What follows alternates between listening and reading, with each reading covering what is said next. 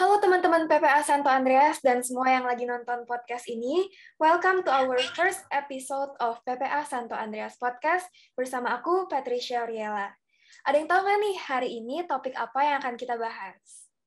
Ya, benar banget. Hari ini kita akan mengulas pengalaman seorang influencer Katolik yang pastinya akan menginspirasi buat kita semua yang nonton nih. Langsung aja ya, kita panggil narasumber kita pada hari ini yang kece banget. Please welcome Kak Citra Solastika. Halo Kak. Hai. Kak Citra, apa kabarnya Kak? Hai. Puji Tuhan kabarnya baik, hari ini sehat, dan senang banget walaupun tadinya rencananya syutingnya ketemu langsung, tapi ternyata akhirnya dari rumah, jadi ya semoga suatu saat bisa ketemu. Tapi tetap senang ya, maksudnya kita masih bisa bersapa lewat Zoom. Hai semuanya. Thank you banget ya Kak. Thank you banget udah bersedia nyempatin diri untuk sharing-sharing hari ini sama kita di podcast Andreas. Thank you for having me. Langsung aja ya Kak, kita mulai. Nah, di sini mungkin banyak teman-teman yang pengen tahu nih Kak, gimana sih masa kecil seorang Citra Solastika? Masa kecil aku sebenarnya hampir sama kayak kebanyakan remaja lainnya ya. Maksudnya aku tumbuh dari keluarga yang sangat aktif di gereja. Jadi kenapa aku bisa hidup dengan dunia musik itu karena keluarga aku.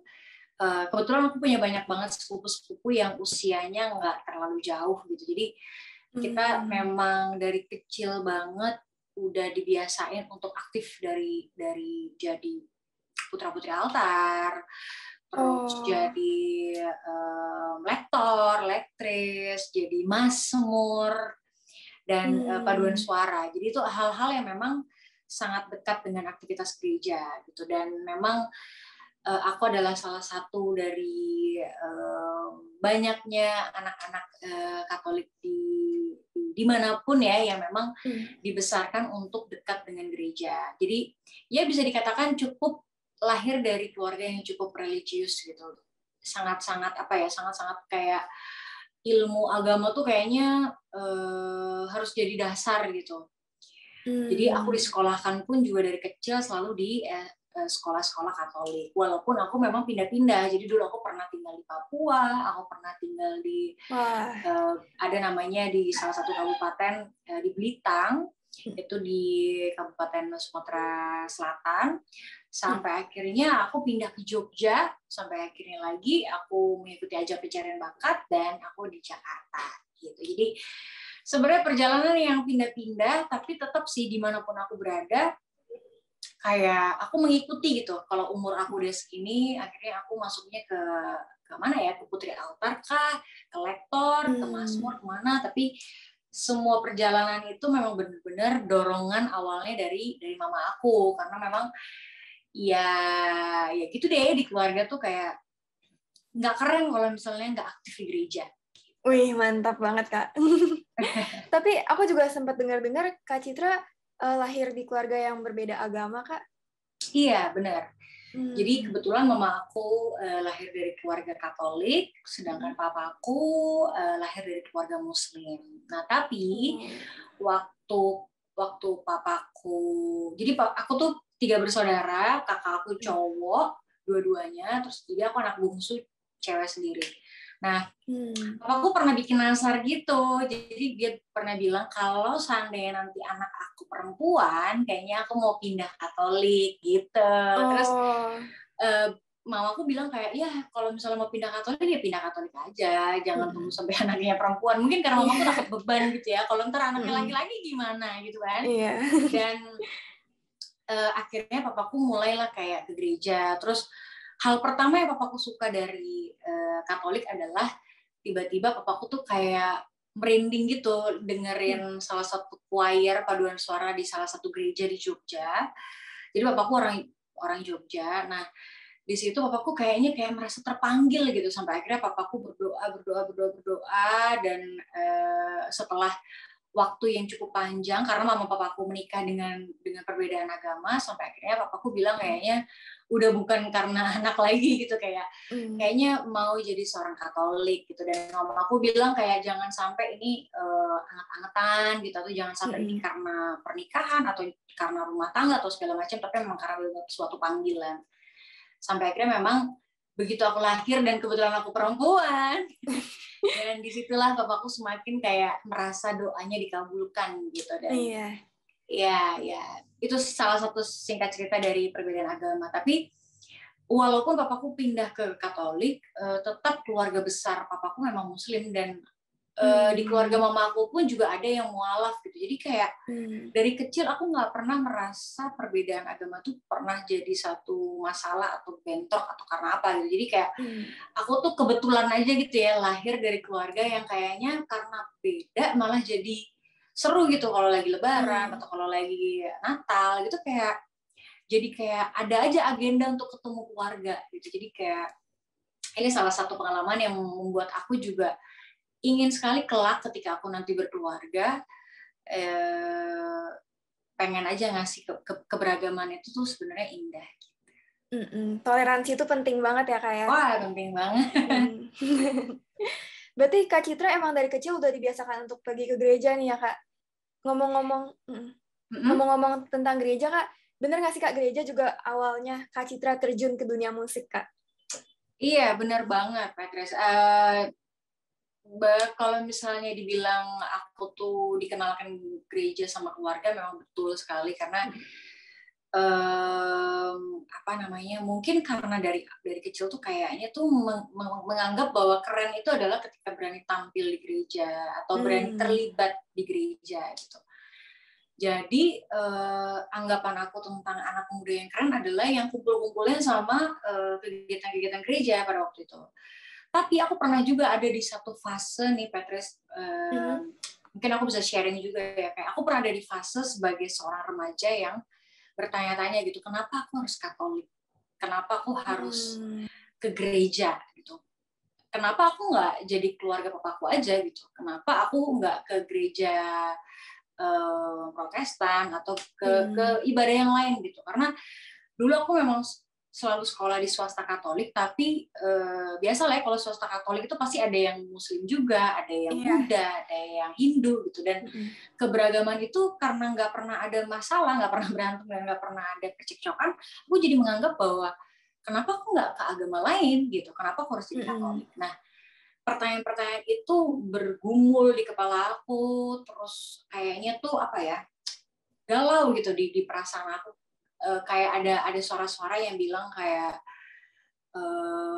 aku nih ke gereja karena disuruh orang tua atau karena memang aku butuh ke gereja gitu. Nah, pertanyaan-pertanyaan itu semakin aku dewasa, semakin aku besar, semakin aku bergaul dengan banyak orang, semakin aku akhirnya menemukan adanya kesenjangan-kesenjangan antar agama, terus mulailah ketemu namanya orang berantem karena agama gitu. Lama-kelamaan aku juga jadi kayak semakin panas gitu, kayak semakin bertanya-tanya, kenapa ya Tuhan, kenapa aku menjadi Katolik gitu. Nah, karena aku yang curious banget, dan karena aku juga yang ekspor banyak hal, aku ke gereja mana aja, aku coba menikmati ibadah di mana aja gitu, dengan cara apa aja, dan akhirnya aku mungkin kalau aku cerita di sini bisa sampai 40 hari kali ya prosesnya ya.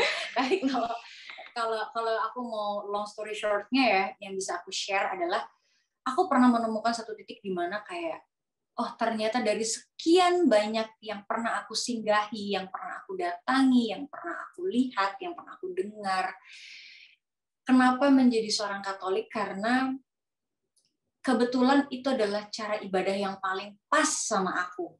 Entah kenapa gitu. Entah dari sekian banyak aku berdoa, dari sekian banyak aku novena, atau aku rosario, dan segala macam. Kayaknya tuh kalau aku berdoa dengan cara Katolik tuh kayaknya tuh lebih aku banget gitu. Nah, itu kan berarti proses juga pengenalan tentang diri aku ya. Jadi buat aku tuh ini bukan karena aku lagi ngobrol sama sesama Katolik, tapi aku berharap semua orang juga yang mengimani sesuatu itu juga dalam proses pencarian keyakinannya, menemukan imannya, kayak mereka juga pasti akan menemukan siapakah aku gitu, kayak siapakah kita gitu. Dan yang tadinya kita mau mengenal agama, lama-lama kita jadi mengenal siapa kita gitu. Dan di situ momen dimana aku akhirnya mengenal aku lebih dalam, aku jadi tahu bahwa ternyata aku tuh nggak bisa berdoa yang terlalu berisik, aku ternyata nggak bisa ya berdoa yang terlalu rame gitu. Mungkin untuk seru, untuk lagi nyanyi-nyanyi, mungkin aku fun, aku bisa happy gitu. Tapi kalau aku bener-bener lagi pengen kayak, aduh kayaknya aku butuh sendiri, butuh yang bener-bener kalau bisa kalau lagi berdoa tuh kayak tutup pintu, bener-bener kunci kalau bisa, terus nggak ada suara apapun, kayak aku bener-bener bisa ngobrol sama Tuhan, sehingga aku menemukan bahwa agama itu sudah bukan lagi hal yang kayak diturunkan gitu atau diwariskan, tapi agama adalah sesuatu yang memang aku cari dan aku mau ketemu itu tanpa aku harus berbarengan dengan siapapun gitu. Kalau mungkin dari kecil aku kayak ayo ke gereja setiap hari Minggu, ayo bangun pagi ayo kita ke gereja. Karena dulu aku kecil itu aku nggak pernah ikut misa yang kayak sekarang, misalnya banyak banget dari siang, ada yang sore, ada yang malam. Dulu tuh aku ada di daerah di mana kalau kita mau ke gereja yang harus jam 7 pagi gitu. Di mana hari Minggu itu adalah hari yang harusnya kita pakai untuk hari kita bangun siang gitu ya. Aku ada di culture, ada di satu cerita yang dimana aku selalu bangun pagi untuk ke gereja, untuk sekolah minggu, untuk aktif. Kalau dulu namanya Mudika, kalau sekarang namanya AMK. Nah, perjalanan itu akhirnya membuat aku jadi kayak oke, inilah aku dan ternyata ini adalah keyakinan yang paling pas untuk aku gitu. Dan aku nggak tahu ya kalau misalnya orang mau tanya apakah agama yang paling benar di dunia ini, buat aku semua punya pertemuan dengan keyakinannya sendiri-sendiri.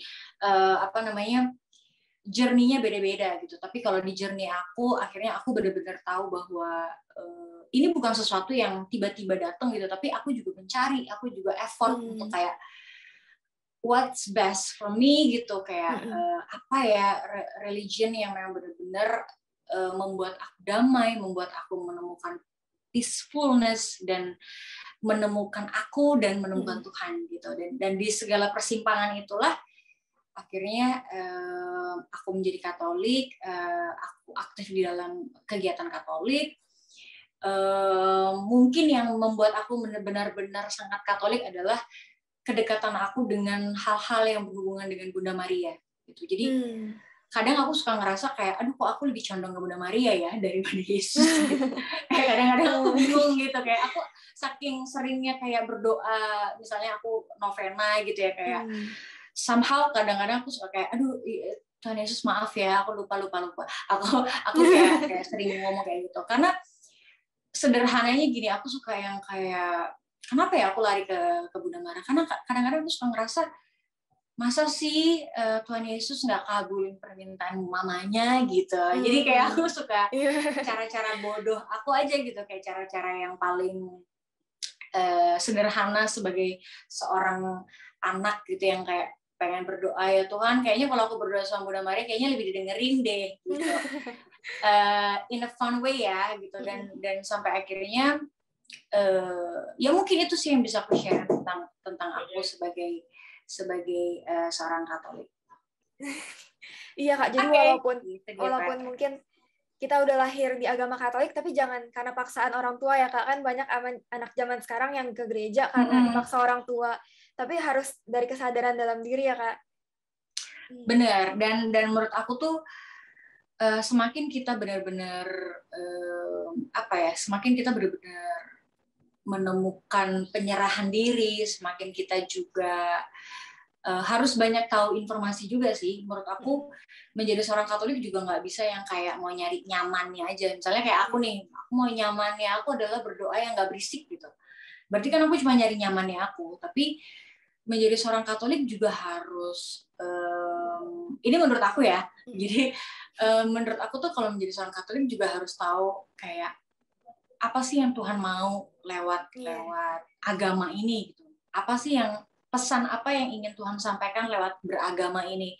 Kayak apakah cukup dengan aku ke gereja, dengan aku aktif, dengan aku bercerita bahwa wah aku adalah seorang Katolik, apakah itu cukup gitu? Kayak menurut aku ada banyak lagi cara, ada banyak lagi jalan gitu untuk bisa mengemukakan tentang kekatolikan ini.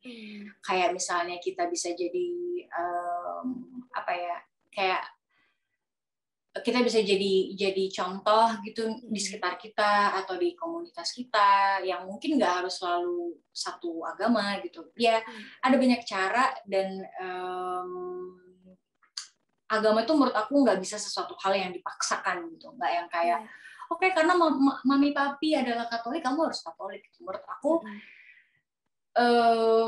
ini adalah relationship antara kita dengan Tuhan. Sama halnya kalau misalnya kita nih udah pacaran, nah, pasti kita juga kayak pengen punya keintiman tersendiri dengan pacar kita gitu, atau dengan sahabat kita atau dengan orang tua kita. Sama halnya dengan our God gitu ya, kayak pasti Tuhan Yesus juga pengen punya relasi yang dekat dengan kita, sehingga kita benar-benar mengenal, oh Tuhan kita tuh maunya apa ya. Kayak misalnya kita mungkin belajar baca Alkitab, atau kita belajar dari, atau kita lihat-lihat search yang ada di Google, kayak Tuhan Yesus tuh journey perjalanannya gimana ya, atau menjadi seorang Katolik itu journey-nya apa ya. Kayak ada Katolik Roma, ada Katolik Timur, ada Ortodok, ada Katolik, dan macam-macam gitu ya, dengan banyak ilmu yang kita pelajari. Semakin kita belajar, semakin kita tahu juga tentang sejarah agama kita gitu. Dan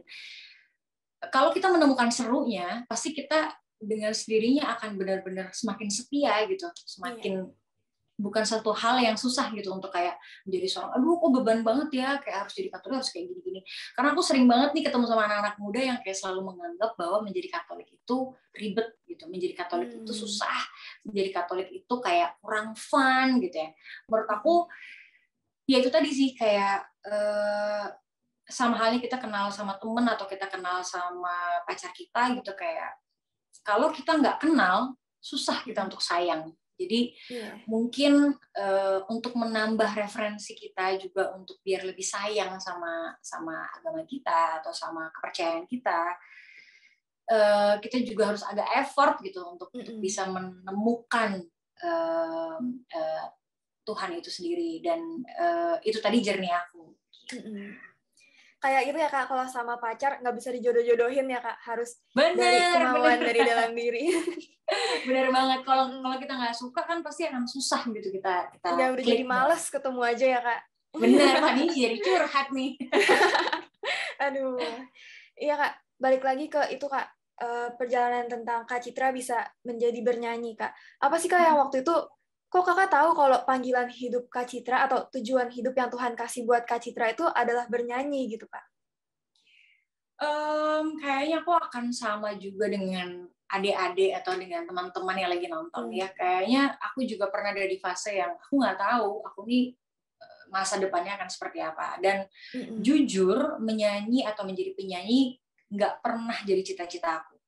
Jadi dari kecil aku selalu punya cita-cita kayak jadi dokter, atau jadi guru, atau jadi psikolog. Dan terakhir yang memang pengen aku capai adalah menjadi psikolog.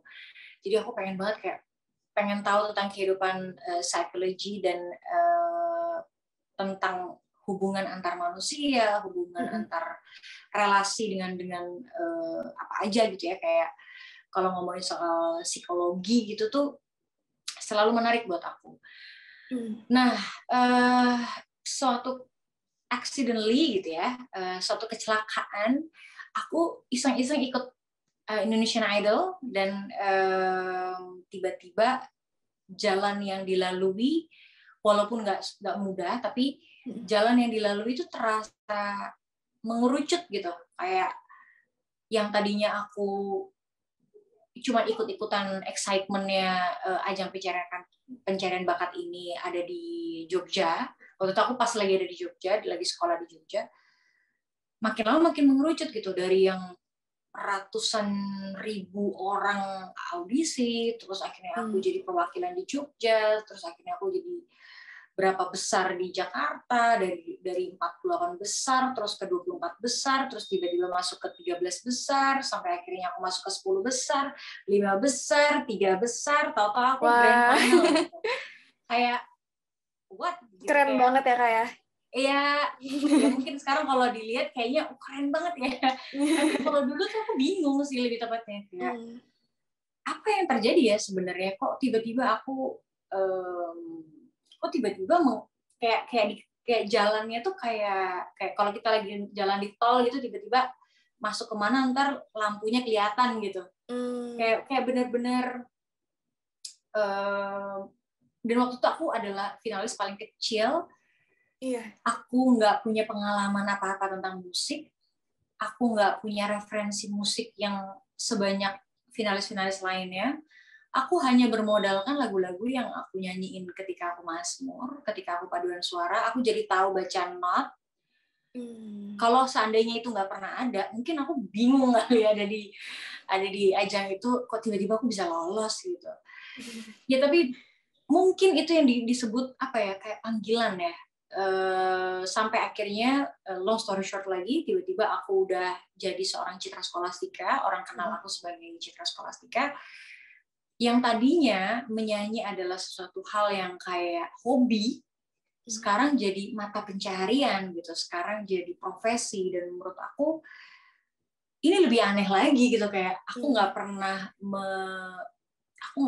apa ya, setelah aku ikut ajang pencarian bakat, aku baru kayak berdoa kayak, oh mungkin kayaknya aku cocok ya jadi penyanyi. Oh kayaknya berdasarkan review-review nih, ibarat kita lagi endorse, kayaknya banyak banget yang mengarahkan aku untuk fokus di musik. Nah sejak saat itu aku baru fokus di musik, baru berdoa kayak, Tuhan semoga kalau memang ini yang baik buat Citra, kasih tanda gitu.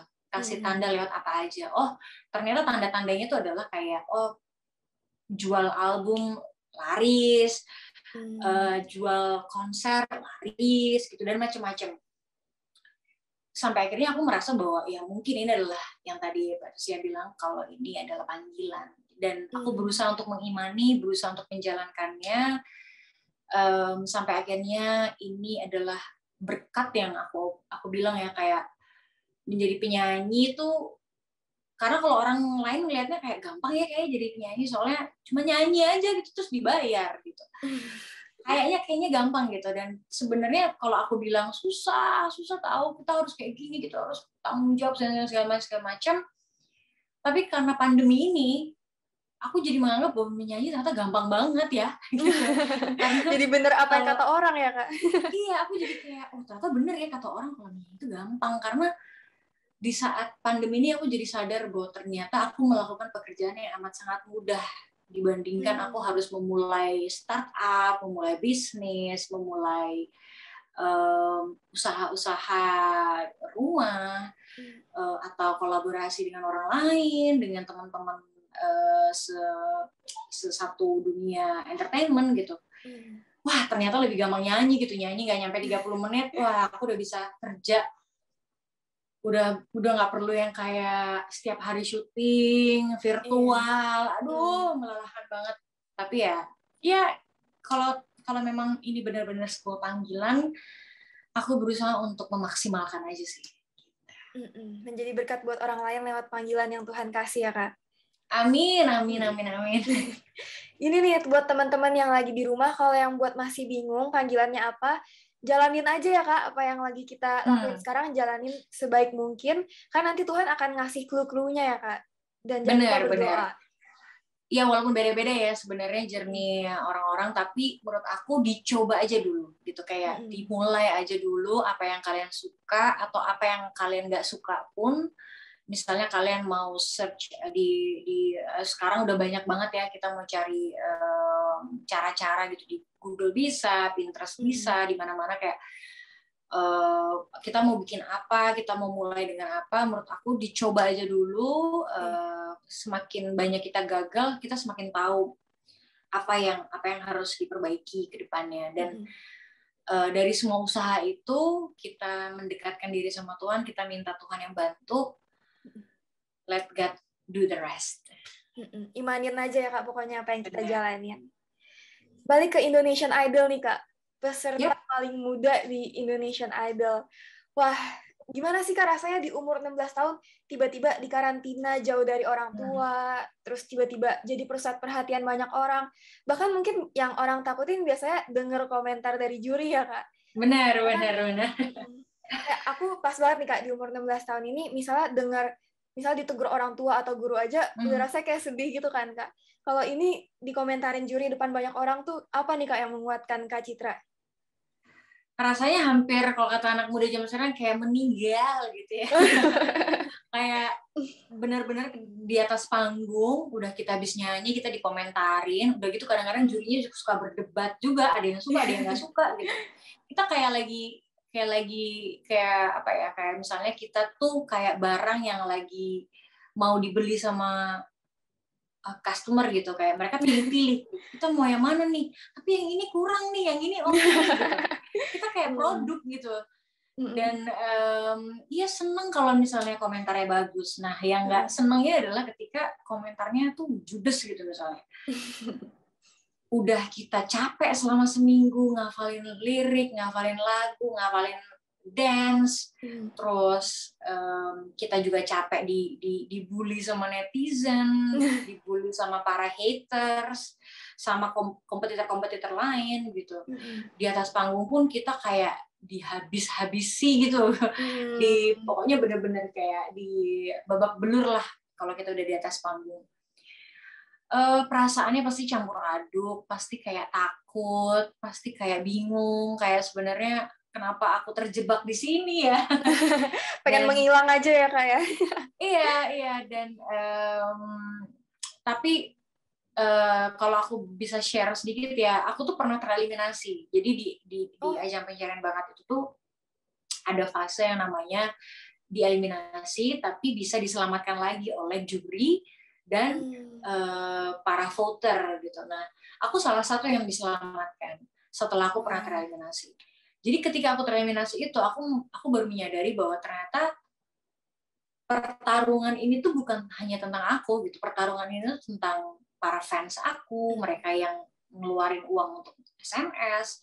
Ini adalah pertarungan orang-orang yang aku nggak kenal, tapi mereka tiba-tiba bikin fanbase, mereka bikin baliho di mana-mana, terus mereka kayak bikin meet and greet untuk kayak, ayo gimana caranya kita bisa nge-vote Citra gitu. Buat aku tuh kayak, aku kasih apa buat mereka gitu, sampai mereka bisa ngelakuin hal sebesar itu. Nah, setelah aku melihat semua itu, barulah aku berpikir kayak, oke, kalau nanti aku kepilih lagi untuk masuk, aku bakal habis-habisan banget untuk memberikan yang terbaik gitu.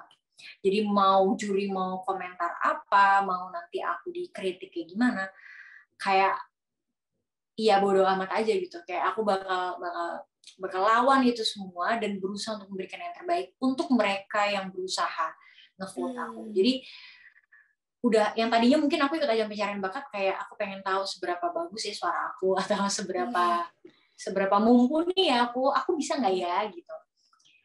Dan jelas pada waktu itu aku mikirnya nggak bakal lolos gitu karena kayak siapalah aku gitu pada waktu itu. Aku masih bener-bener orang yang nggak terlalu banyak referensi musiknya tuh, bener-bener kayak apa ya, aku cuman suka nyanyi apa yang aku suka denger aja gitu, bukan yang kayak musikalitasku tuh tinggi juga enggak. Aku nggak bisa main alat musik. Jadi iya, reasonnya adalah orang-orang itu tadi, fans yang mereka datang, mereka bawa baliho, mereka bawa apa tuh kayak balon-balon, mereka bawa kayak kain, terus mereka cetak muka aku segede-gede baju gitu ya. Menurut aku tuh effort yang wow banget gitu, yang padahal aku nggak ngasih apa-apa gitu. Nah dari situlah aku semakin semangat, aku mulai nggak terlalu peduli haters mau ngomong apa, yang penting aku bisa nampilin penampilan yang terbaik dari yang bisa aku lakuin. Gitu. Berarti fans itu emang yang paling menguatkan ya Kak ketika dalam kondisi-kondisi kayak gitu ya Kak? Banget pada waktu itu kalau bukan karena fans, sampai detik ini pun ya, karena lagu-lagu aku dibeli, karena lagu-lagu aku disupport sama banyak orang, itulah yang membuat aku masih bisa bertahan di sini, walaupun ajang pencarian bakat terus ada, terus datang lagi yang lebih muda, yang lebih fresh, yang lebih bagus suaranya. Tapi ketika karya kita didukung oleh banyak orang, ketika lagu-lagu kita juga bisa jadi sesuatu untuk banyak orang, wow, ternyata itu membuat aku masih bisa bertahan. Makanya aku bukan hanya nyanyi di sekuler, tapi akhirnya aku juga berkarya di dunia rohani gitu. Kakak dulu tapi juga sempat cerita kalau selama karantina juga menekuni doa rosario ya, Kak? Apakah itu juga yang menguatkan Kak Citra? Iya, benar-benar. Menurut aku itu adalah momen pertama kali aku percaya rosario. Jadi sebelumnya aku melakukan rosario itu karena disuruh aja gitu, kayak ya udah, biasanya kan kita suka ada, biasanya bulan Maria atau bulan rosario kita suka kayak ke rumah-rumah untuk rosario bareng.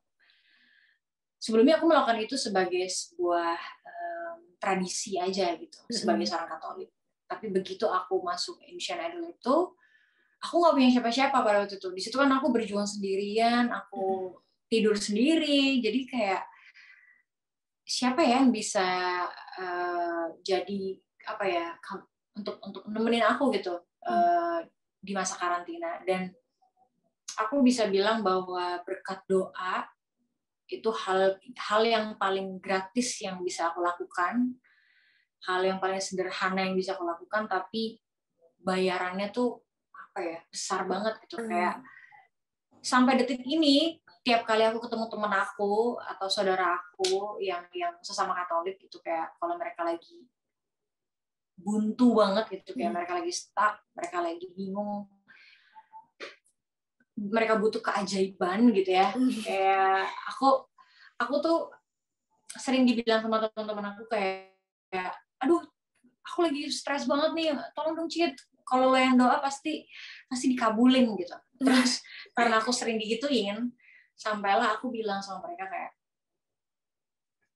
ini tuh bukan tentang aku gitu. Jadi kalau kalian mau dikabulkan doanya, coba deh kalian doa ini berdasarkan referensi aku gitu. Cobain novena yang ini, novena yang ini. Oke, kalau udah 9 hari atau udah macam-macam, aku punya banyak novena yang ampuh-ampuh nih gitu ya. Nanti kalau misalnya ada yang pengen tahu, Kak, aku butuh banget di keajaibannya, boleh lah. Nah, itu surprisingly ya, aku juga nggak tahu ya, kayak sampai detik ini setiap kali aku minta selalu dikabulin. Kayak entah ini apa ya, entah ini kayak mungkin ada juga orang yang bilang kayak ya mungkin karena kamu meyakini dan kamu mengimani akhirnya terjadilah. Tapi kadang di saat aku terlalu mengimani, terlalu percaya, malah nggak berhasil gitu. Jadi kadang ada satu titik di mana aku yakin bahwa ini pasti berhasil ketika aku berserah. Ketika aku udah mulai kayak oke, God, aku bakal serahin semua ke Tuhan. Kayak Tuhan mau bikin ini berhasil, Tuhan mau bikin ini nggak berhasil, kayak itu terserah Tuhan. Tapi kalau ini nggak berhasil, tolong berikan aku hati yang kuat untuk bisa menerima ketidakberhasilan itu. Nah, biasanya kalau aku udah sampai ke kalimat itu, biasanya malah talk chair. Biasanya ya. Jadi entah kenapa kalau aku tuh kayak punya strategi gitu loh dalam berdoa. Kayak aku suka bilang, aduh Tuhan, ini aku udah pusing banget nih Tuhan nih, tolonglah, tolong Tuhan bantuin gitu. Biasanya kayak gitu malah nggak dikabulin. Tapi kalau aku udah benar-benar berserah yang jujur ya, bukan yang kayak, aduh Tuhan aku pasrah deh, aku berserah, terserah Tuhan kayak gimana. Tapi sebenarnya dalam hati masih dongkol gitu kayak, aduh Tuhan kenapa nggak kabulin sih? Padahal kalau dikabulin mah gampang gitu kan. Harus kita suka tulus ya, ngatur-ngatur.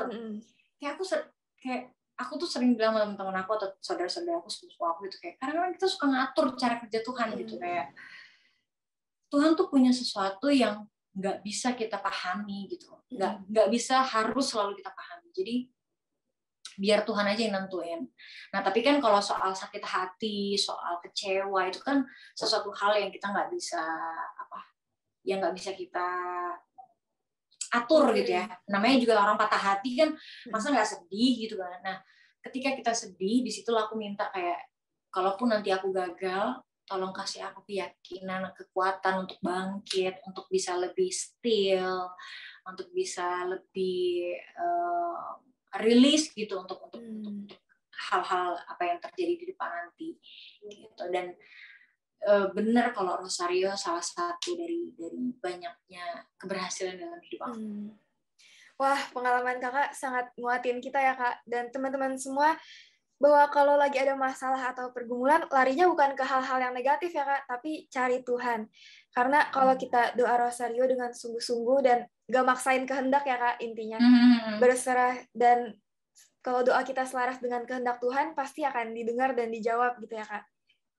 Amin, amin, amin. Iya, dan aku juga mau kasih tips juga ya, kayak soal Rosario itu kadang Rosario itu kan sebenarnya kenapa Rosario itu bisa ada kan karena zaman dulu tuh untuk kita bisa teratur berdoa kita dibantu oleh apa ya sebutannya itu kayak butir-butir sih namanya Rosario. Nah, tapi seringkali aku melihat bahwa aku yang dulu gitu atau aku ngelihat orang-orang dulu tuh aku ngelihat orang yang Rosario tuh kebanyakan kayak Salam Maria penuh rahmat Tuhan, Salam Maria. Jadi kayak mantra, tahu nggak? Nah, menurut aku ketika kita berdoa menggebu-gebu tapi kayak kita lagi mantra, kita jadi melupakan makna dari Salam Maria penuh rahmat Tuhan sertamu, terpujilah engkau di antara wanita dan terpujilah buah tubuhmu Yesus. Jadi mungkin karena namanya juga orang lagi pusing gitu ya, kayak lagi butuh banget, Tuhan aku pengen banget dikabulin gitu misalnya. Nah malah seringkali jadi kayak berdoa Rosario itu jadi kayak mantra, kayak kita lagi baca mantra, kayak ibaratnya karena pusatnya adalah doa kita harus terkabul.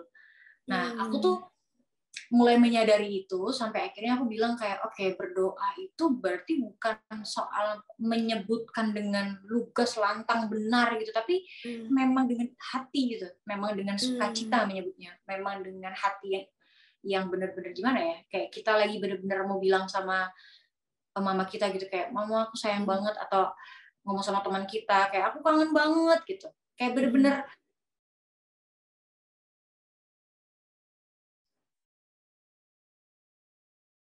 walaupun ada berapa butir sendiri ya, kalau Rosario kan banyak banget tuh. Nah, berarti setiap butirnya kalau bisa benar-benar pakai hati, sehingga satu rangkaian Rosario itu benar-benar jadi satu rangkaian doa yang hikmat. Bukan kayak kita pengen cepet-cepet, aduh baru sampai peristiwa yang ketiga ya, aduh baru sampai ke peristiwa keempat ya, gitu ya. Yang sering banget nih, kita kayak, aduh masih lama banget ya. Kapan selesainya gitu ya? Iya, kapan selesai ini, aduh panjang banget. Ya ampun, ini Rosario baru yang ke-7 lagi, aduh. Belum ke-8, belum sampai ke-10. Aku bisa bilang gitu karena I've been there gitu, kayak aku merasa hampir semua anak muda pasti punya lah kenakalan yang kayak aduh lama banget sih ini, aduh Rosario panjang banget, aduh juga ngantuk gitu kan. Menurut aku itu sia-sia sih kalau kita lakuin, kita Rosario tapi dengan cara yang kayak gitu menurut aku agak sia-sia, karena sama aja kita kayak berdoa makan kayak terus langsung makan gitu, kayak what's the point gitu. Kayak gitu cepet-cepet itu sebenarnya buat apa, kayak ketika kita benar-benar mengimani kayak Tuhan terima kasih untuk makanan kita, itu hal yang sederhana ya, hal yang paling sepele menjadi seorang Katolik gitu deh. Harus aku sambil minum ya, boleh ya? Iya, silakan Kak. Harus dengertiin tiap katanya ya Kak, jangan asal ngomong aja gitu ya Kak. Benar. Ini juga nih guys, buat teman-teman PPA Santo Andreas, tiap kali kita PPA ngadain bulan-bulan Rosario tertentu, makanya ayo kita semua partisipasi doa bersama, karena doa Rosario tuh ternyata mujizatnya, kuasanya besar banget ya Kak. Iya, bisa berhasil dengan iman ya. Iya, balik lagi ke Indonesian Idol nih Kak, sampai akhirnya jadi juara 2 Indonesian Idol, wah keren banget ya Kak, paling muda padahal. Gimana tuh Kak perjalanan Kakak setelah itu? setelah dari ajang pencarian bakat, aku malah baru memulai gitu, karena ternyata kemarin itu kayak rasanya sekolah gitu. Masa karantina tuh rasanya kayak lagi kursus, dan waktu 4 bulan itu aku benar-benar kayak belajar semaksimal mungkin, kayak mendengar para senior-senior, terus kayak banyak bertanya, terus banyak kayak minta dikasih influence untuk musik-musik, karena kan aku benar-benar kosong banget ya. Jadi kayak tanya-tanya kayak kalau misalnya penyanyi zaman ini tuh sukanya musik kayak gimana sih, terus aku tuh perlu dengerin lagu-lagu siapa sih, kayak gitu.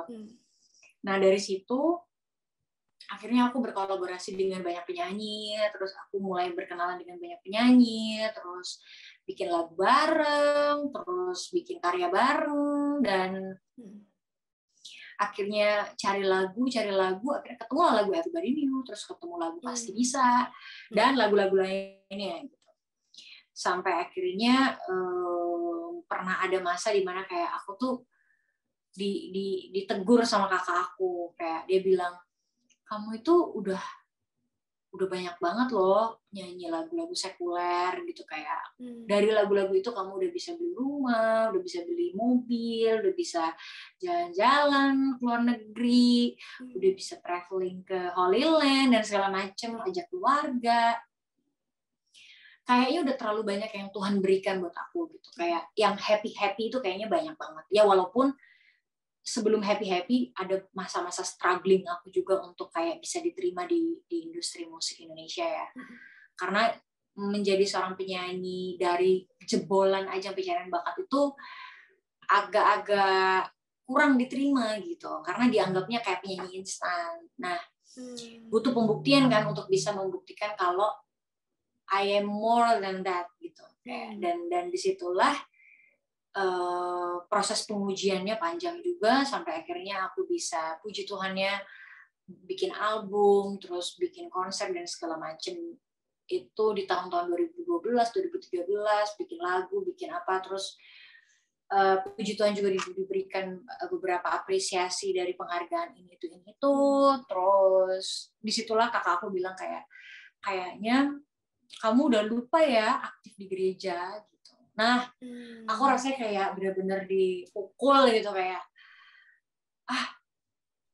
emang iya ya, aku udah iya juga, udah berapa tahun, udah 4 tahun aku nggak aktif di gereja, aku udah nggak pernah mazmur, aku udah nggak pernah ngapa-ngapain. Sampai akhirnya kakak aku bilang kayak gitu, aku bilang lah sama mamaku kayak, kayaknya aku pengen deh nyanyi lagu rohani gitu. Dan aku ngefans banget sama Nikita, karena itu adalah lagu yang paling dijejelin waktu masih kecil. Dari situ kayak aku coba cari referensi lagu-lagu rohani, terus aku bilang sama produser aku kayak pengen banget dibikin lagu rohani.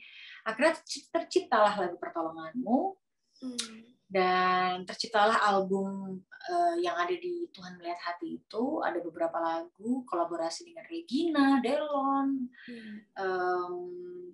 Iya, dari beberapa karya-karya itu akhirnya aku jadi dikenal sebagai penyanyi rohani.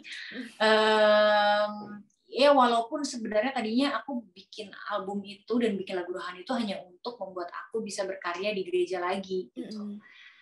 Nah, sampai akhirnya aku kayak telepon Kak AJ biar aku bisa nyanyi, aku bisa mazmur di malam Natal. Waktu itu aku minta banget dikasih slot untuk bisa nyanyi di malam Natal, dan akhirnya aku dikasih. Malah mereka kayaknya kaget gitu, kayak hah, mau mazmur gitu kayak. Dan antusiasnya luar biasa sekali, sampai banyak banget tuh TV yang liput pada waktu itu di malam Natal pas di katedral. Aku ingat banget tahun 2015. Dan ya setelah itu kayak aku mau memastikan bahwa aku pengen terlibat di gereja gitu.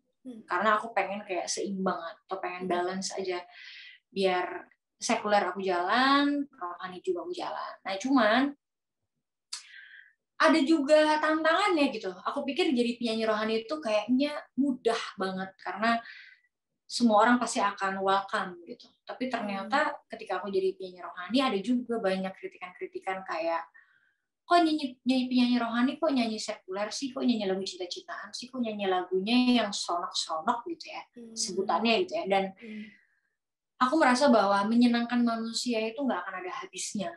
Jadi kalau tujuan aku adalah untuk diterima sama manusia, kayaknya akan selalu ada yang nggak suka, akan selalu ada yang merasa kurang gitu. Sehingga aku mengganti mindset aku adalah dengan ya aku menyanyiin untuk Tuhan.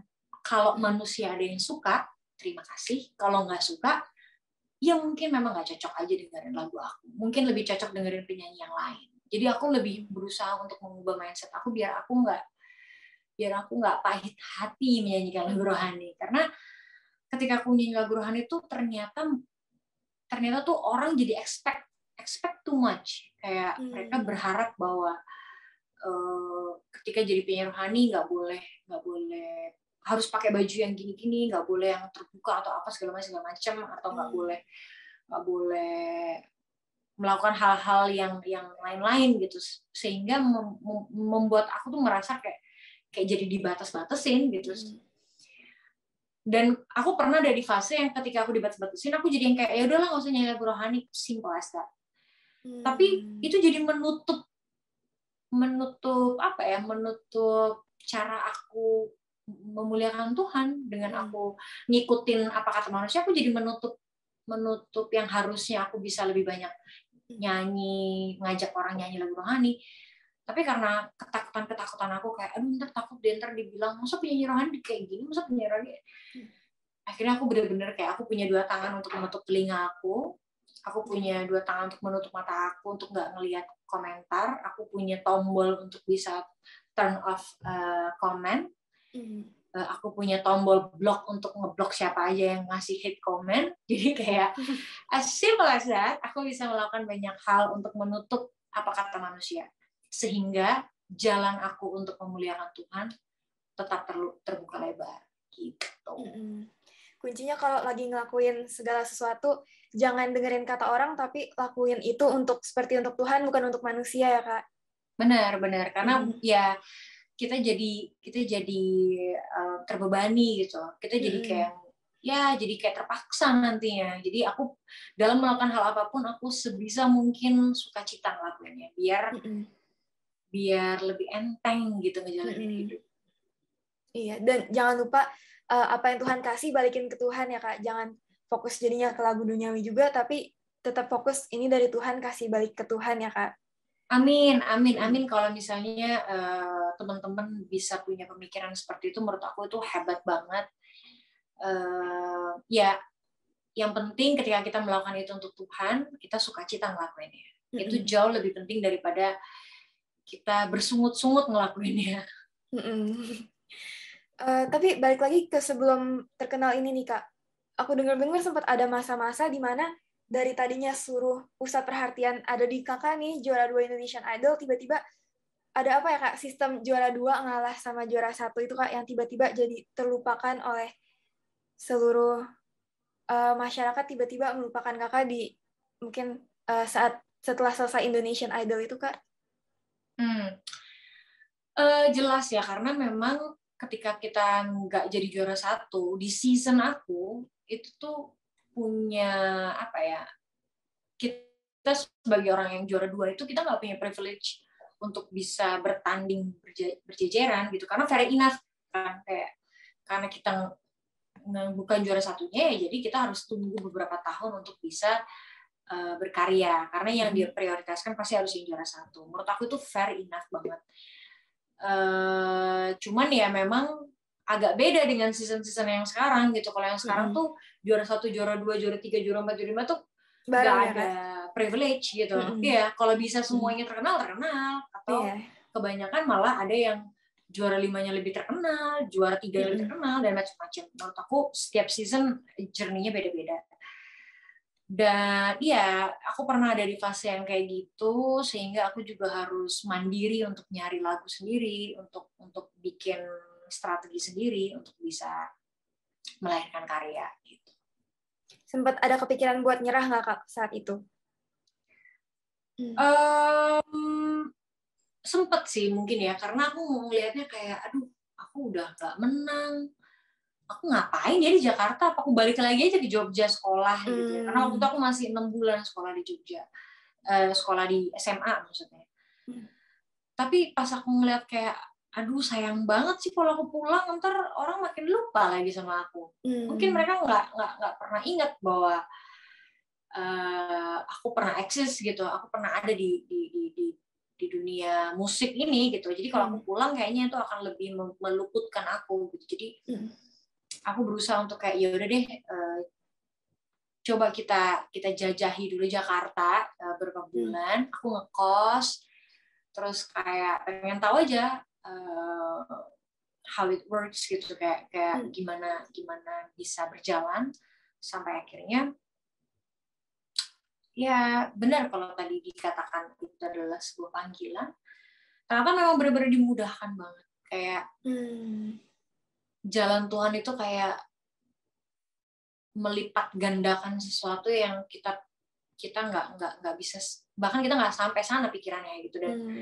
Dan justru di momen itulah banyak orang yang bilang kayak, oh aku juara 2 bisa lebih terkenal dari juara 1 ya. Kayaknya emang udah takdirnya deh kalau juara 2 pasti lebih terkenal. Padahal kita struggling banget gitu dari untuk bisa muncul di TV, bisa muncul di mana-mana tuh ada banyak sekali pressure-nya gitu. Tapi ya with God everything possible. Aku punya pertanyaan satu deh nih Kak buat Kakak. Kan pada masa pandemi ini nih ya Kak, pasti banyak dari kita, PPA dan semuanya yang nonton, yang mengalami banyak kegagalan ya Kak. Misalnya kondisi ekonomi keluarga tiba-tiba terganggu, atau mungkin buat teman-teman yang udah rencanain acara Sweet 17 gitu ya Kak, tiba-tiba gagal gitu aja ya Kak. Kakak Citra pernah ngalamin nggak Kak, ketika harapan nggak sesuai dengan kenyataan gitu Kak? Tapi gimana caranya untuk belajar tetap setia dan percaya dengan rencana Tuhan? Wow, kamu tahu nggak? Kamu kayak lagi menceritakan lagu terbaru aku sih. Wah. Bagaimana caranya percaya rencana Tuhan, percaya dan setia. Itu benar-benar dua kata yang jadi pondasi di lagu terbaru aku. Nah, tapi nanti bulan depan aku bakal rilis. Aduh, nggak sabar nih Kak. Iya, nanti kalau udah rilis dengerin ya. Oke. Jadi aku merasa bahwa 2 tahun ini ya, dari tahun 2020 dan sekarang udah mau di penghujung akhir 2021, aku melihat begitu banyak sekali kegagalan, begitu banyak sekali kehilangan, dan begitu banyak ketidakpastian. Dan menurut aku ya itulah manusia ya, kayak kita nggak pernah tahu apa yang akan terjadi di depan, kita nggak pernah bisa membaca apa yang akan terjadi di depan. Yang bisa kita lakukan adalah memaksimalkan apa yang ada di depan mata kita. Apa yang bisa kita kerjakan, apa yang bisa kita usahakan. Masalah gagal atau berhasil memang itu bukan tugas kita gitu. Itu bukan hal yang harus kita pusingkan, karena memang gak ada yang pasti gitu di dunia ini. Kayak kita nggak tahu kapan kita sakit, kita nggak tahu kapan kita putus, kita nggak tahu kapan kita punya pacar lagi gitu ya. Jelas kalau ditanya aku pernah kehilangan atau gagal, pernah atau enggak, jelas pernah. Aku pernah gagal yang amat sangat menyakitkan, pernah patah hati yang amat sangat patah, pernah kehilangan yang amat sangat hilang gitu. Dan yang bisa aku lakukan adalah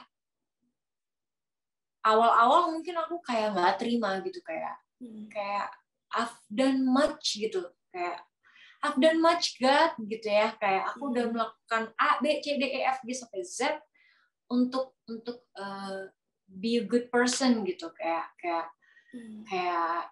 be a better person, be a good person, be a better person, a better daughter, a better friend, a better apa ya, dan yang lain-lain gitu.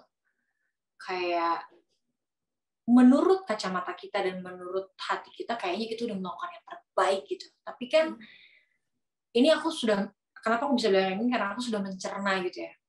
Kenapa pada waktu itu aku berpikiran blalalala sehingga aku bisa ngomong sekarang, karena kalau kita menganggap kita udah melakukan yang terbaik, tapi mungkin kita lupa bahwa yang terbaik itu versinya siapa?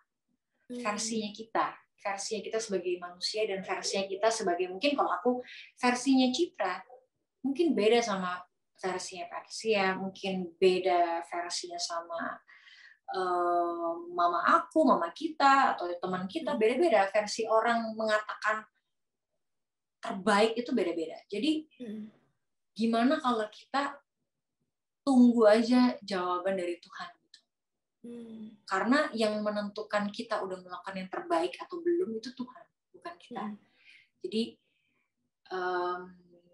untuk memudahkan hati kita biar kita nggak sakit hati, biar kita nggak kecewa berlarut-larut, kayaknya yang bisa kita lakukan adalah itu tadi, let God do the rest. Kayak oke, kita bisa bilang kita udah melakukan yang terbaik, berarti bukan tugas kita untuk bisa mengatur apa yang harus terjadi gitu setelah kita udah melakukan yang terbaik. Kalau kita udah melakukan yang terbaik, ya udah, that's it gitu. Kayak kita udah melakukan tugas kita, tunggu aja gitu. Apa ya jawaban Tuhan? Apa ya respon Tuhan gitu? Apa ya respon semesta ini?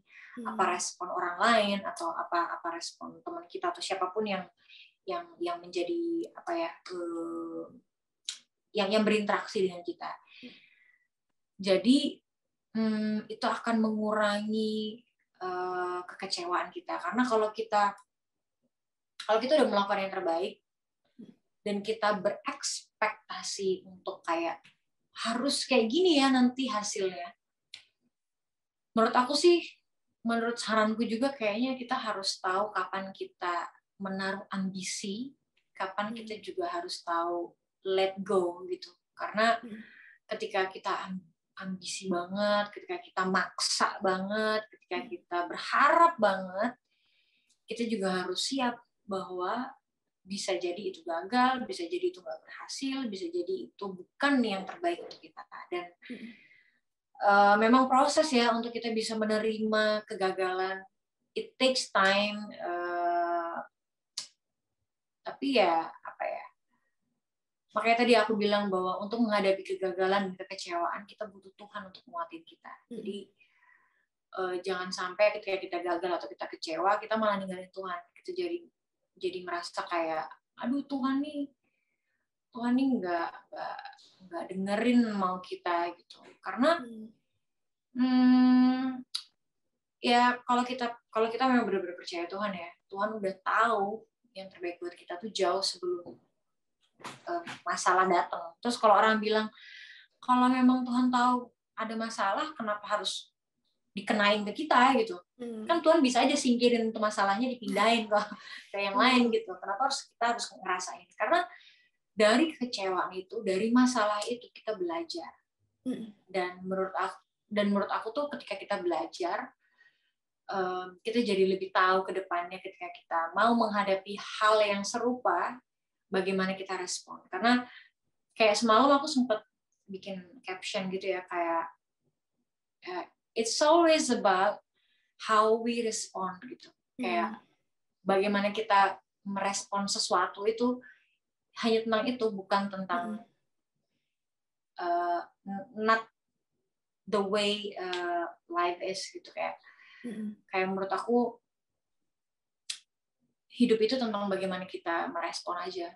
Bukan kalau kita meresponnya dengan baik ya akan kelihatan baik. Kalau misalnya kita meresponnya buruk ya kesannya kayak aduh hidup kita kayaknya udah rusak, udah kayaknya berat, udah beban. Apalagi tuh zaman sekarang tuh kayak banyak banget anak-anak muda yang suka kayak kayak udah bilang kalau kita tuh mental illness dan segala macam, dan gampang terpuruk, gampang jatuh, gampang kayak udah aku mau mati aja, aku mau ini aja. Menurut aku tuh kayak no please. Jangan pernah ngelakuin itu, karena kita nggak sendiri di dunia ini. Kita punya Tuhan, dan kita perlu menyadari kita perlu Tuhan. Kita juga butuh untuk sadar setiap saat apa yang sedang terjadi gitu. Karena ketika kita sadar, kita jadi tahu gimana kita responnya. Kalau misalnya kita nggak sadar, kita terlalu banyak dengerin saran-saran orang gitu. Kita harus lebih pintar untuk menemukan ketenangan dan menemukan peacefulness itu tadi ya, karena dengan cara itu kita bisa menerima kekecewaan, kegagalan. Nah, ini buat teman-teman nih yang lagi mungkin ngalamin kegagalan dalam hidup. Pokoknya kalau udah ngelakuin yang terbaik, sisanya serahin ke Tuhan aja ya, Kak. Kalau misalnya gagal, ya kita responnya dengan cari apa sih yang Tuhan mau kita pelajarin dari kegagalan ini. Bukannya justru malah lari ke hal-hal yang negatif itu ya, Kak. Karena kalau kita percaya dan setia, pasti Tuhan sebenarnya punya rencana yang jauh lebih indah daripada yang kita rencanain ya, Kak. Benar. Ya, sampai ke 2019 lalu nih, Kak. Wah, mungkin itu tahun yang sangat berarti ya, Kak, buat Kak Citra. 10 tahun berkarya di musik Indonesia ya, Kak. Dimana saat itu momentumnya sangat keren dan luar biasa banget. Tapi Kak Citra justru menggunakan waktu ini untuk mengadakan konser bertemakan rohani. Dikala mungkin Kak Citra bisa lagu duniawi yang mungkin lebih banyak peminatnya ya, Kak, karena kan agama Katolik merupakan minoritas ya, Kak, di negara kita. Apa sih, Kak, pertimbangan Kakak waktu itu? Pertimbangan aku adalah karena perjalanan 10 tahun itu aku merasa bahwa aku tidak bekerja sendirian. Itu yang pertama. Sehingga itu membuat aku jadi kayak pengen tahu siapa aja sih yang pernah terlibat dalam perjalanan aku 10 tahun ini. Oh, ternyata Tuhan, dan pasti. Oh, ternyata keluarga aku, sahabat aku, yang itu-itu aja. Dan aku proud banget ya, karena aku punya small circle yang sangat-sangat supportive. Ada fans, dan aku juga bingung sih sebenarnya kalau ditanya kenapa aku memilih dunia yang rohani, karena mungkin juga ya kalau segi peminat, album rohani aku tuh lebih membludak ternyata daripada sekuler. Jadi penjualannya itu jauh lebih bombastis lah istilahnya ya, kayak aku juga nggak tahu itu bahkan ini adalah album yang nggak dipromosikan, tapi itu yang lebih menyala gitu. Nah, karena itu juga yang jadi pertimbangannya, sehingga ketika aku membuat sebuah konser, kayaknya akan lebih keren gitu, karena terlihat seperti apa ya, kayak orang tahu semua lagunya gitu. Jadi kayaknya lebih seru kalau orang mau beli tiket untuk nonton. Dan konsernya juga untuk amal, jadi ya buat aku sih akan lebih meaningful lah untuk bikin konser itu. Dan ya walaupun prosesnya juga nggak mudah ya, pelik banget. Aku ditipu sama promotor, terus aku juga awal-awal nggak banyak yang beli, cuma 5 orang yang beli, sampai akhirnya banyak sekali mujizat-mujizat datang. Karena dulu waktu itu aku yang aku pikirin ya, aku sempet kayak, masa buat Tuhan gagal sih gitu. Dari sekian banyak konser yang aku buat, konser-konser yang kayak rilis lagu, terus sekarang mau bikin konser ini, masa gagal sih? Terus waktu itu sarannya adalah dipospon aja, dipindah ke tahun 2020. Bayangin nggak kalau aku pospon, berarti kan nggak jadi ya istilahnya. Iya, udah pandemi ya, Kak. Udah pandemi. Dan pada waktu itu yang aku pikirin adalah, masa sih buat Tuhan gagal? Jadi aku tetap mengimani, dan waktu itu judul konsernya adalah The Journey of Faith, kayak perjalanan iman. Jadi aku bilang sama diri aku sendiri kayak, dari sekian banyak hal yang aku lakukan untuk aku, Tuhan bikin berhasil. Jadi kali ini kalau memang ini buat Tuhan, jadi aku kasih semuanya. Jadi aku kasih semuanya itu adalah semua saldo rekening aku pakai semuanya. Aku habisin semuanya untuk konsernya. Karena konsernya yang tadinya pakai promotor dan pakai sponsor nggak dapet. Nah karena nggak dapet sponsor, nggak dapet promotor, akhirnya harus pakai uang siapa? Sedangkan artis-artis udah aku DP semuanya gitu. Jadi harus pakai uang aku kan. Karena untuk membuat ini berhasil satu-satunya cara adalah pakai uang aku. Karena kalau nungguin promotor dan segala macam ya bisa jadi nggak berhasil. Dan pada waktu itu aku nggak tahu mau minta tolong siapa gitu untuk kayak bayarin konser gue dong. Yang uangnya juga kayaknya bisa beli rumah lagi nih. dan aku kayak udah bener-bener hopeless banget pada waktu itu. Jadi kayak aku bilang sama Tuhan kayak, God, I give you everything, all I have, gitu. Dan bener-bener kayak udah bukan all I have lagi ya. Kalau bisa ngutang deh waktu itu. Jadi aku bener-bener kayak udah give it to God. Aku bilang sama mamaku, jadi harusnya aku kayak ada traveling ke Europe gitu sama mamaku. Aku agak sedih karena ya akhirnya jadi ketutup pandemi kan, aku nggak tahu deh kapan aku bisa ke Europe sama mamaku, karena waktu itu kayak perjalanan ke Europe-nya itu untuk perjalanan rohani gitu. Tapi aku cancel gara-gara bikin konser itu karena aku mau cari dana dan segala macem. Aku butuh kerja, jadi setiap kali aku kerja uangnya aku langsung tarik, langsung aku pakai buat konser. Tiap aku kerja aku kasih buat konser. Sampai akhirnya ya udah semua yang ada di rekening aku tuh kayak udahlah kita kasih semuanya dah kita jangan sampai ada hutang gitu. Sampai akhirnya dan sebenarnya aku ngasih uang aku itu belum cukup gitu. Jadi kayak uang yang aku punya itu belum cukup, sampai aku kayak kepikiran kayaknya aku harus jual mobil, jual aset-aset, beberapa aset deh kayaknya. Nah, tapi kan dalam waktu 1 bulan mana bisa laku gitu kan. Nah, akhirnya disitulah Tuhan turun tangan. Ketika Tuhan udah turun tangan, beres semuanya. Tiba-tiba ada aja gitu kayak orang telepon, "Hai Citra, kamu mau bikin konseran ya? Aku mau dong bantu dana," gitu.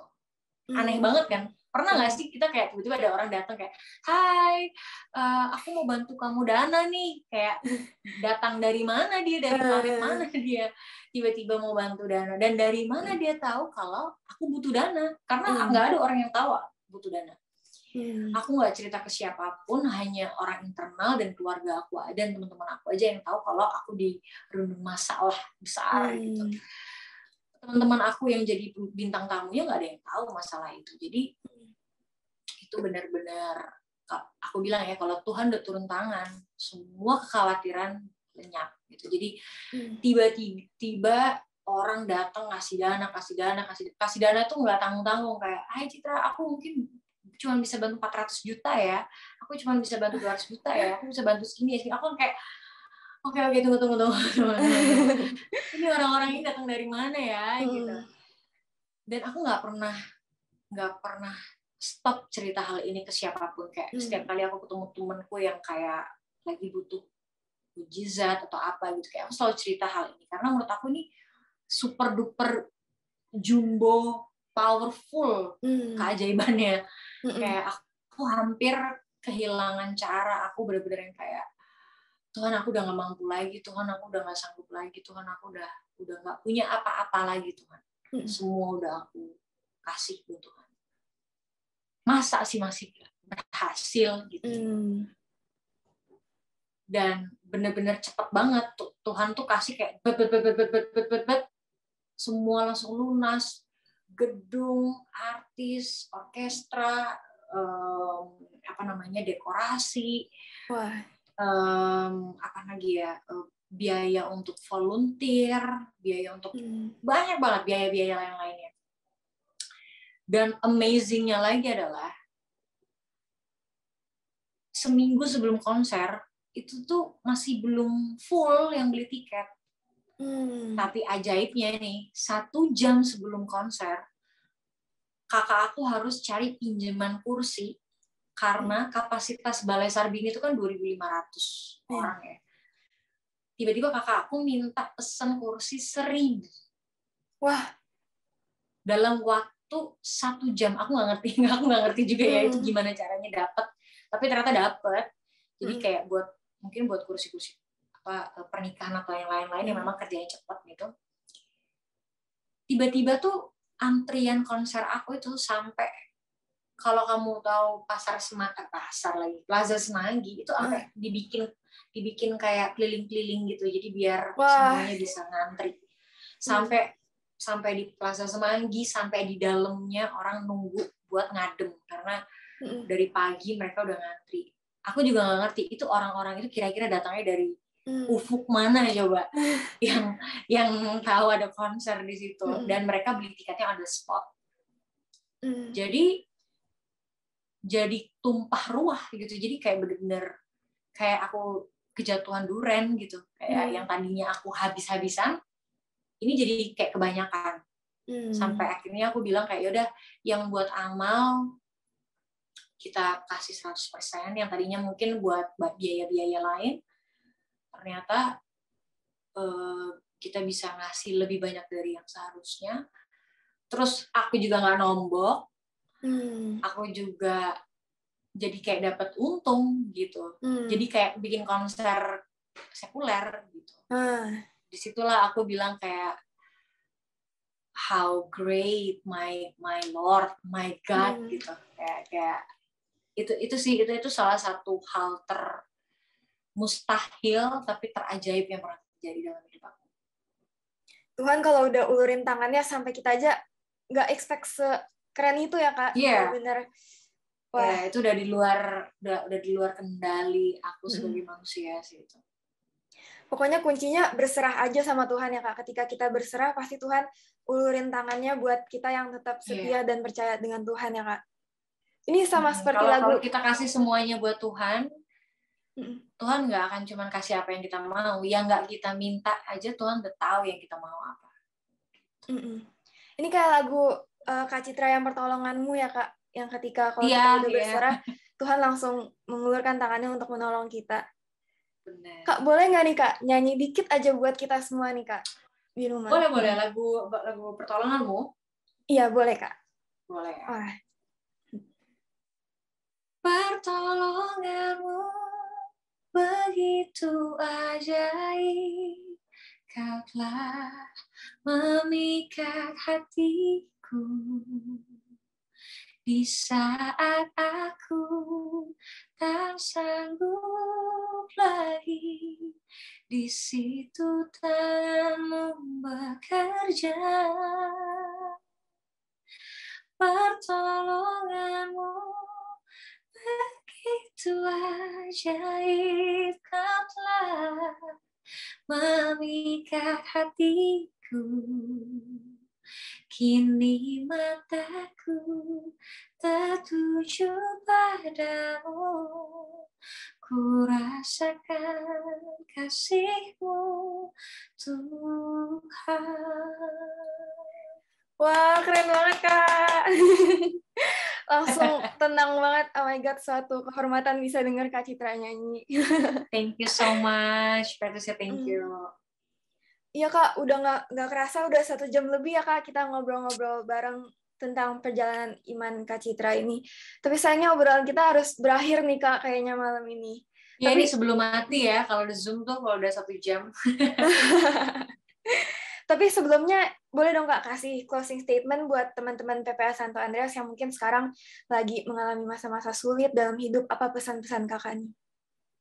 Buat teman-teman, adik-adik, kakak-kakak, teman-teman muda semua dari Saint Andreas, tetap semangat di dalam Tuhan. Jangan pernah berpikir kalian berjalan sendiri, dan Tuhan akan datang kalau kalian minta Tuhan datang. Jadi whatever happens, apa yang lagi dijalanin, apa yang lagi dilaluin, kalau terasa sulit, itu karena Tuhan percaya kita bisa lalui. Tuhan gak akan kasih sesuatu yang di luar kemampuan kita. Jadi tetap semangat, tetap jalanin dengan sukacita. Karena kalau kita bersungut-sungut, nggak juga datang keajaiban. Jadi semoga dalam melakukan apapun tetap sukacita, sebarkan happiness dimanapun kalian berada, tetap happy jadi berkat, biar berkat yang datang juga bisa bikin happy, and let them see God in you. Wah, mantap banget Kak.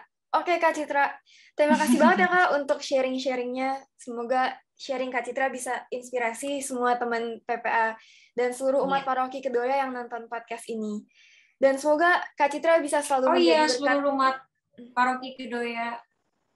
Semoga sehat selalu ya semuanya. Thank you so much Patricia. You are so kind. Thank you banyak Kak Citra. Stay safe and healthy ya Kak. Bye-bye. Sama-sama. God bless you all.